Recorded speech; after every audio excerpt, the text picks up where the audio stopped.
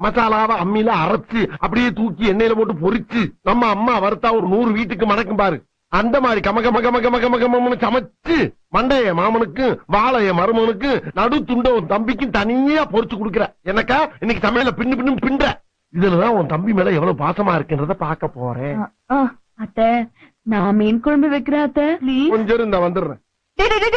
எங்கடா போற? மீனை வாங்கின வேட்டை கொடுத்துட்டு பக்கத்து தேட்டர்ல என் தலைவர் எம்ஜிஆர் படம் போட்டுக்கா பாத்து காலைல வரந்தாயி. டேய் என்ன சித்தப்பா, நான் மீன் குழம்பு ரொம்ப நல்லா வைப்பேன். நீ நல்லா வைப்பேன்னு என்ன கேரண்டி? நான் கேரண்டிடா, அவ சமைக்கும் போது நான் கூட தானே இருக்கேன். நம்பலாமா? நம்பலாம். சரிதா வச்சு கொடுத்தா நீயே வாங்கிக்கோ. அக்கா போயிட்டு ஒரு 5 நிமிஷத்துல வந்துருவா. 5 நிமிஷத்துல என்னடா பண்ண முடியும்? சரி கூட ஒரு 5 நிமிஷம் சென்று வர்றேன். மீனை பச்சையா பாக்கும் போதே நாக்கு துடியா துடிக்குதே. ஏன்டா பூனை கருவாடு கலையிற மாதிரி அலையிற? போடா போடா.